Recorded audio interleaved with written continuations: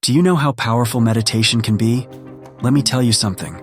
In a monastery in northern India, thinly clad Tibetan monks sat quietly in a room where the temperature was a chilly 40 degrees Fahrenheit. Using a yoga technique known as tum mo, they entered a state of deep meditation.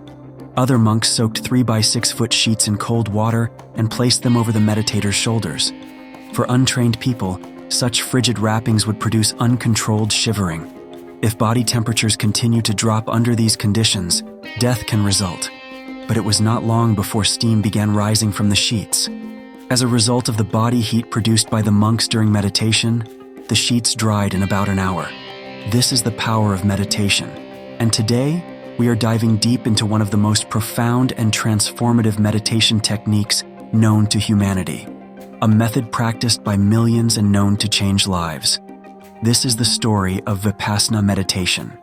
2,500 years ago, a brilliant scientist was born, whom some people call the incarnation of God and the savior of humanity. The name of that great man was Siddhartha Gautama, the Buddha, the enlightened one.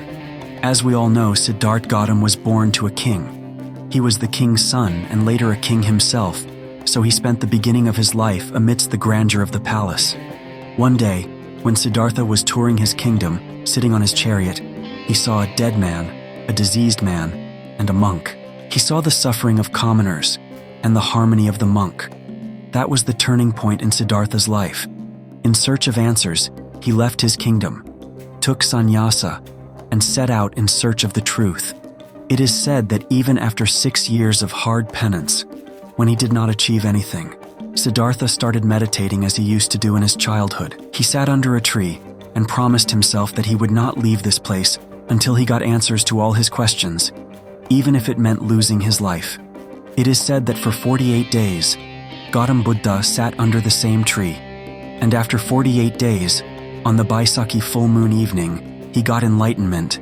The name of the meditation technique in which Gautama Buddha attained enlightenment is Vipassana Meditation, an ancient technique of meditation. It has also been mentioned in the Rig Veda, but with time, this technique got lost.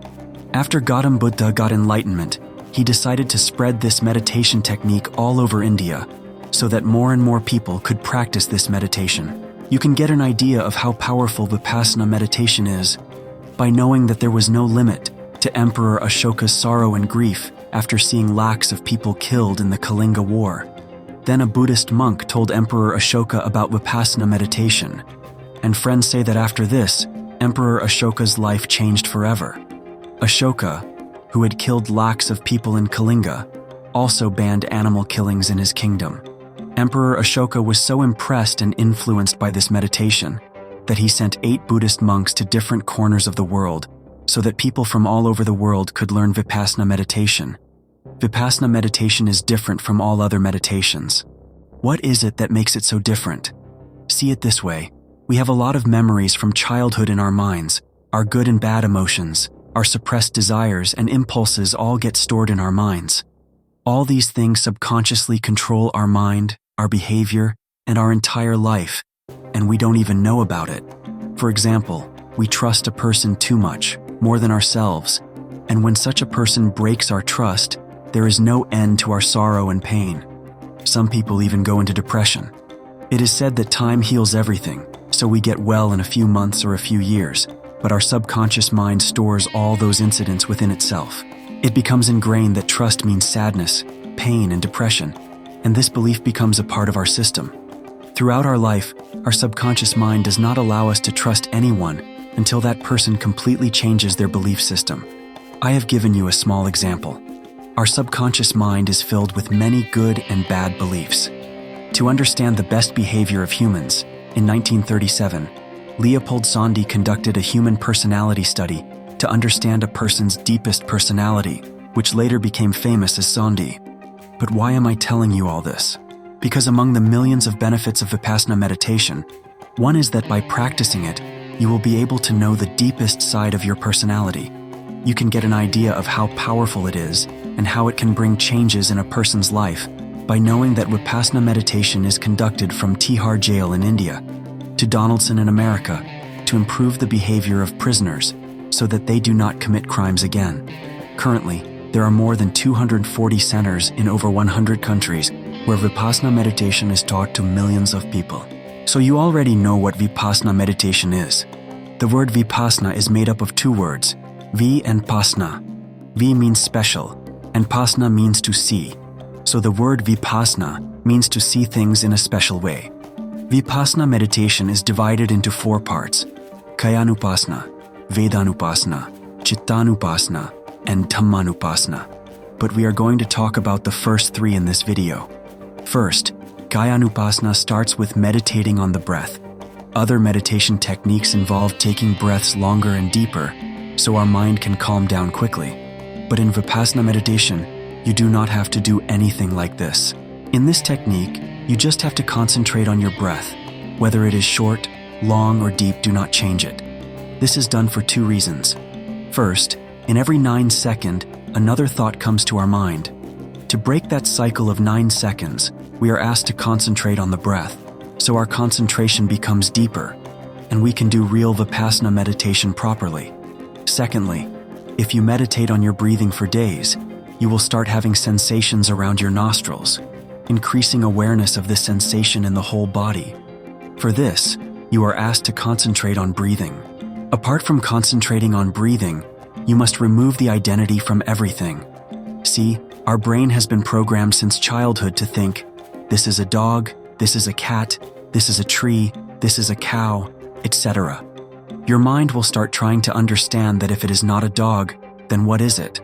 By looking at things this way, your acuity and observation power will increase a lot. You will start observing everything with a lot of acuity and attention. You must have heard of Leonardo da Vinci. He also said that the reason behind his genius is observation. If you want to know more about it, I will provide a link to an article in the description for you to read later. Now back to the topic. It is often said that we should be curious like children, but no one tells us how to become so. Why are children so curious? The reason is that their brain is not programmed like ours. Hence, their brain is trying to understand everything around them. You have to do the same and not limit yourself to just seeing. You have to put more effort into understanding everything. For example, if two people are talking to each other, don't immediately judge based on your old belief system. Don't say you are wrong or I am right, etc.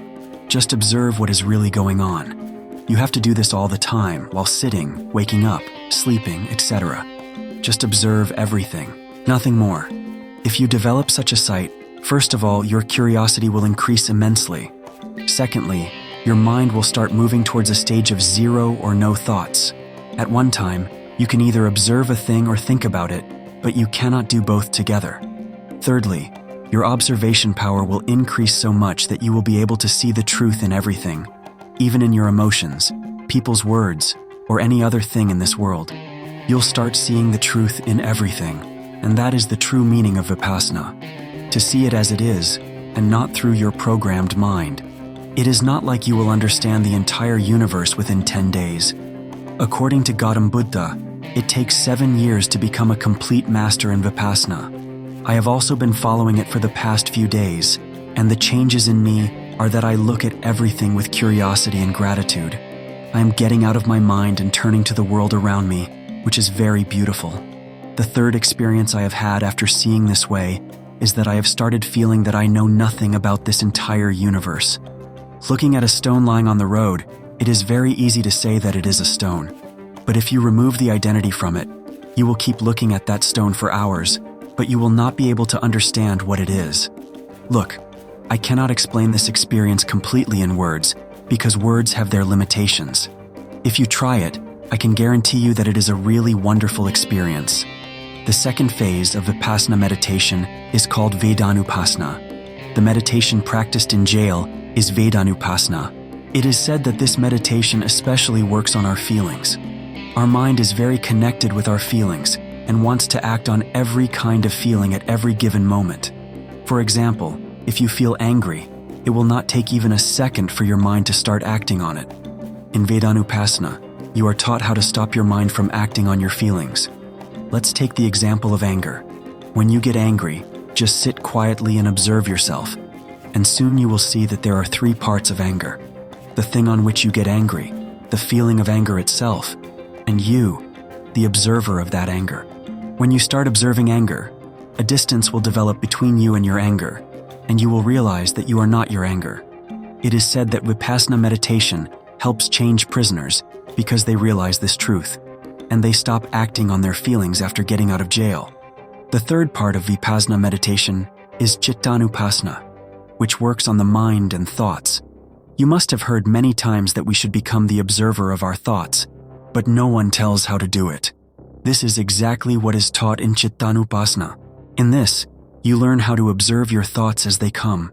It is said that our mind generates 70,000 thoughts every day, and we start acting on many thoughts, but in this meditation, you just have to observe them. In this technique, you will see that there are two parts to every thought, the thought itself and the observer of the thought.